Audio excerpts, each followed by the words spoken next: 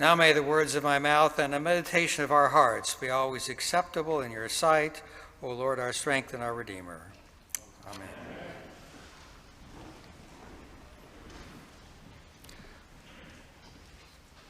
Welcome to a nice, warm St. John's. Last week, my wife and I went to the Gasparilla Festival of the Arts. It was in Julian B. Lane Park, and that's on, of course, the other side of the river. We took the water taxi over from the convention center, and we were intending to take it back. However, when we were ready to leave, we saw the water taxi had just left, and we were not excited about waiting another hour for the next to come. So we started to walk towards the Cass Street Old Steel Railroad Bridge. You may know that you cannot get directly from Julian Lane Park to the bridge because Tampa Prep is in the way. So you must go all the way around Tampa Prep to get to the bridge. However, we saw some people walking through a driveway at Tampa Prep, and so we approached the gate where they had been walking. It was open, but a gentleman walked up and said that unless we had parked there, I assume that they had paid to park there, we could not go through. We protested, but he was not budging.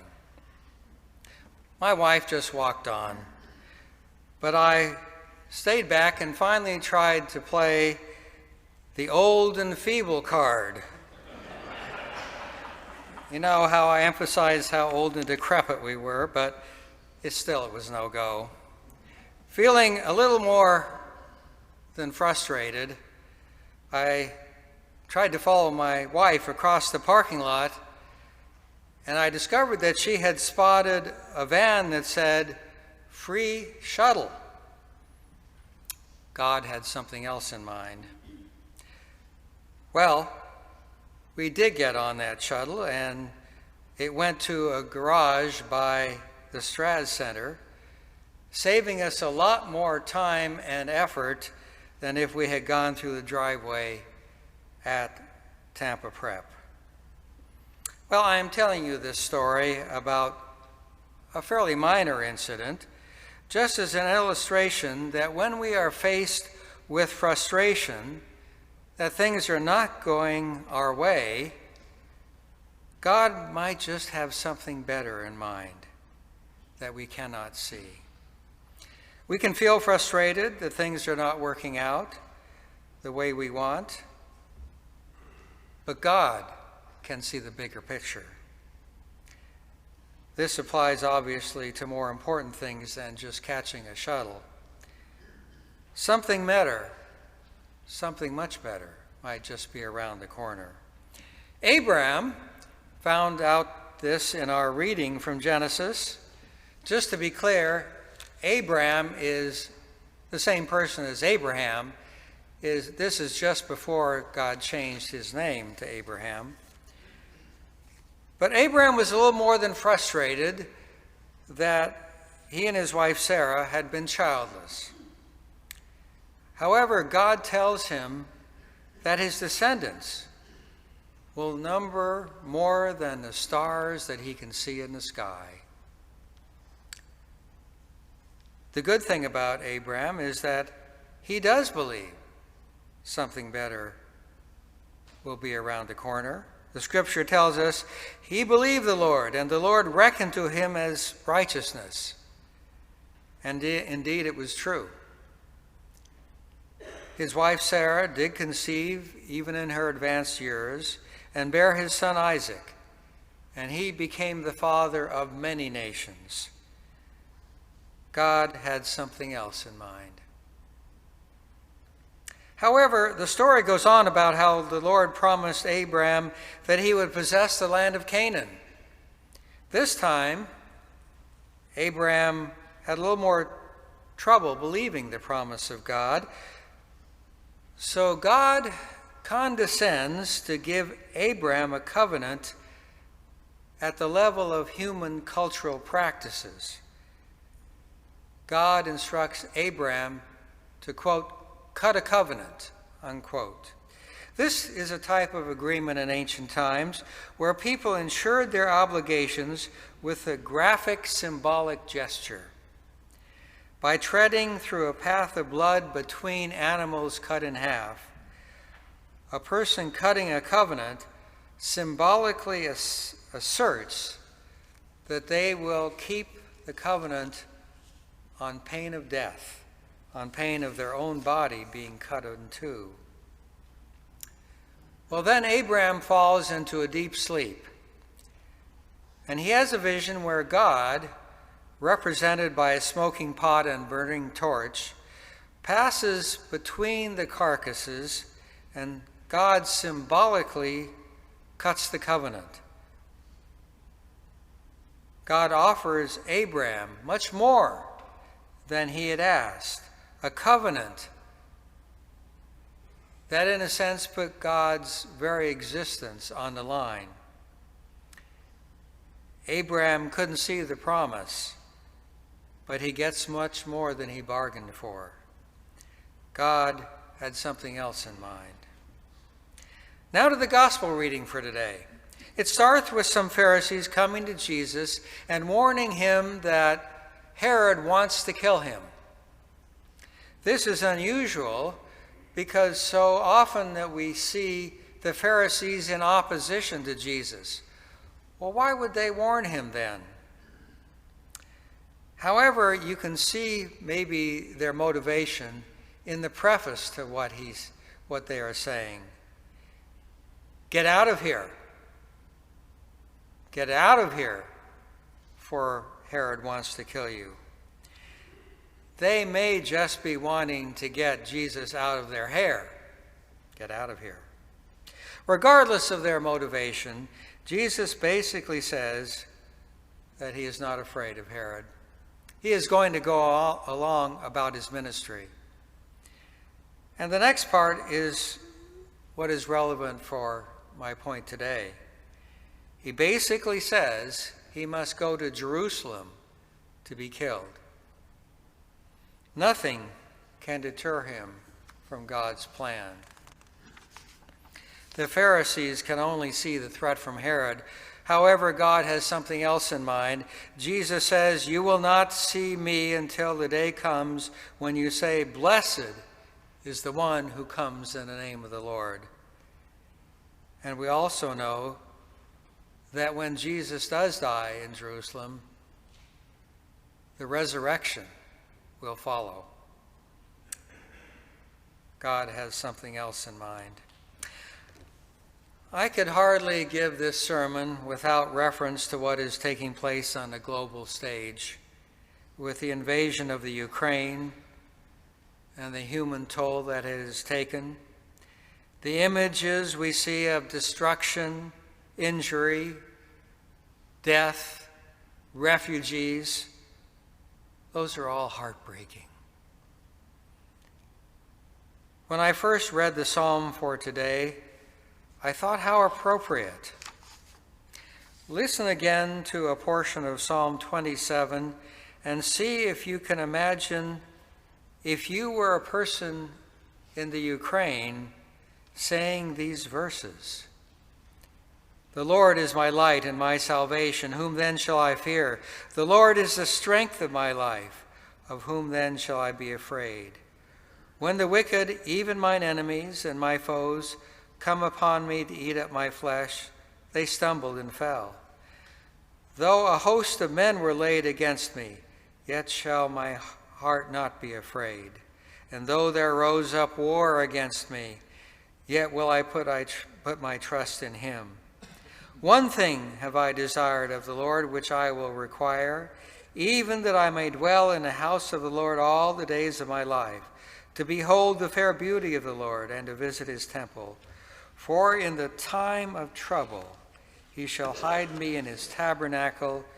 Yea, in the secret place of his dwelling shall he hide me and set me upon a rock of stone. And now shall he lift up mine head above my enemies round about me.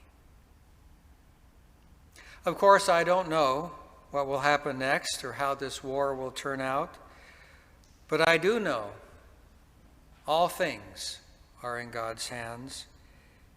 It's very hard to see a good outcome to what is going on, and I do not mean in any way to minimize the suffering that is taking place in the Ukraine, but I do believe God has something else in mind. God just may be working in the background to bring something good out of all the pain and death and destruction. I'm amazed at the people in Europe, especially Poland, taking so many refugees, strangers, into their homes, not just 2 or 3, maybe a dozen at a time. And I am totally inspired by the resilience and determination of the Ukrainian people.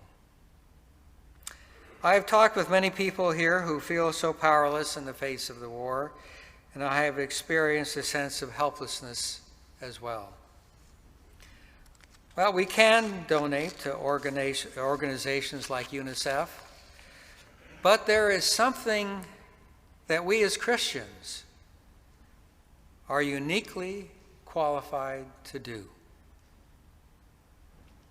We can pray.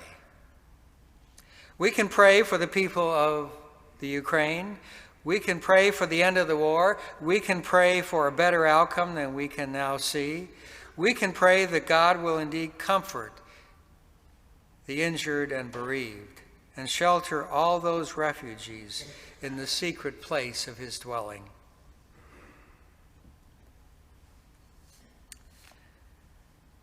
Now, some of you may have heard this story before, but I am counting on the fact that you probably don't remember it.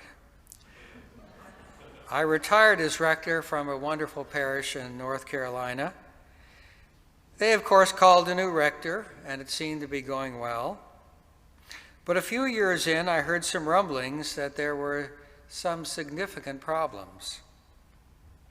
Then the rector was accused of misconduct by no less than one of his women associates.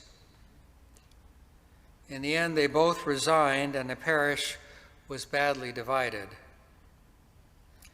I just happened to run into a vestry member from the parish in an airport in New York City, no less. We talked, and of course she mentioned the problems, and she said, "The future looks bleak for the parish." As we were parting, she said, "I just wish you could come back." That was a nice boost to my ego, but I said, "Well, you know it's not possible." It is unheard of for a former rector who come back to a parish, even for a short period of time. However, back home, something began happening to me in my prayer time. This phrase kept whispering to me, "How do you know if you don't ask?"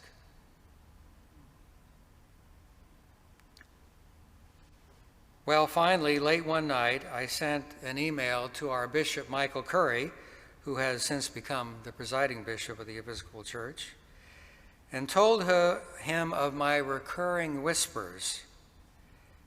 And after consulting with my wife, I offered to go back to help the parish through this transition. Bishop Curry responded at 6 a.m. the next morning and said, "That is a grace-filled idea." Long story short, I did go back as the interim rector, and I don't know if that has ever happened before or since, but it was grace-filled.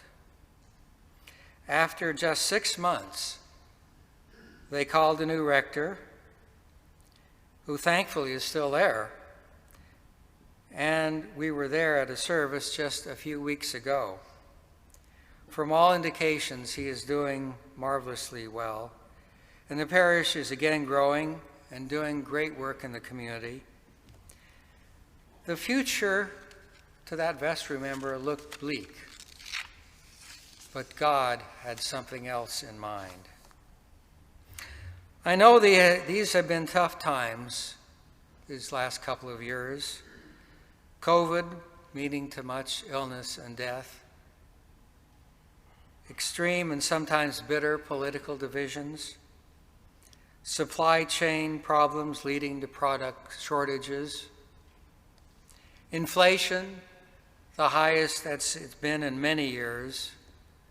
Again, the war in Ukraine. And closer to home, the loss of our deacon Kathleen, whose life we celebrated yesterday. So it wouldn't be any surprise that all these events can be disheartening. It wouldn't be any surprise that sometimes it just gets us down. You may indeed even have a personal struggle that you are going through at the moment. But I promise you, with God's promise, that there is light at the end of the tunnel. God has something else in mind, something better that we cannot yet see, but God can. When we are frustrated that things are not working out the way we would like, can we pause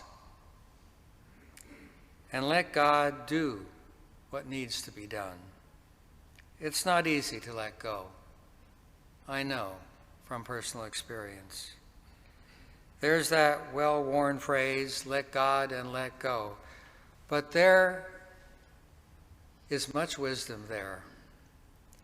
We can stubbornly hang on to the way we think things should be. Or we can just let go. God just may have something else in mind. I'd like to close with the words of one of my favorite Christian musicians, Stephen Curtis Chapman.